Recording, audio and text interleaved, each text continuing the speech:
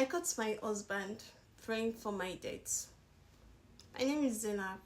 If you had asked me 2 years ago, I would have told you I had a happy marriage. Not perfect, but peaceful. My husband Sadiq was a quiet man. He wasn't overly romantic, but he was responsible. He provided, he didn't cheat. At least, not that I knew of. And in my mind, that was enough. We had been married for 4 years, no children yet.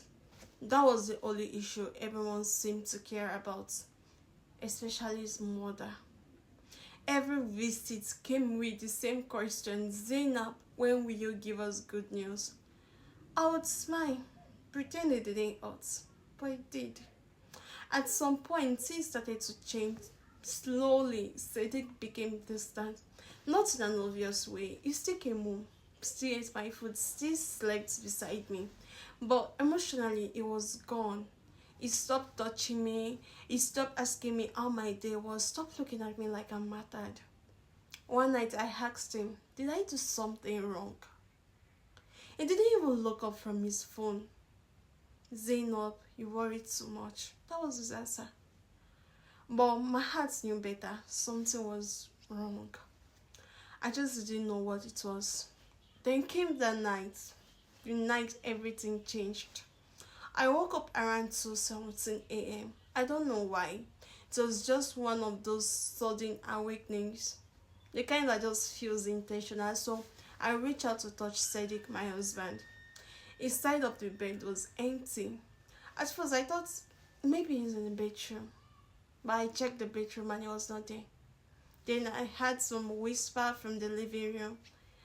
I went there not out of fear. I just slowly got out of the bed and I followed the voice. When I got closer, I saw him. Sadiq was on his knees, facing the floor, hands raised, praying. For a moment, I felt relieved. I almost even smiled. At least he's getting closer to God, I thought. But then I heard his words. Ya Allah, please take her away. I froze. My brain refused to process it. Take her away. Then he said it again. Clearer this time. Even colder. Take Zainab away so I can be free. My legs felt weak. I thought maybe I missed that, maybe I misunderstood, but then he continued. I have tried. I have endured, but I cannot continue like this. She's a burden. Please remove her from my life. Burden. I felt something inside me shattered silently. I didn't scream, I didn't cry, I didn't comfort him. I just walked back to the bedroom, lay down and stared into darkness because the man who was praying for my death is my husband. That night I didn't sleep. I replayed everything in my head.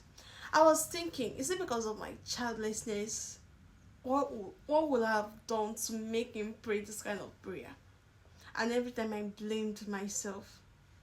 This wasn't sudden. He had even been leaving me emotionally for a long time.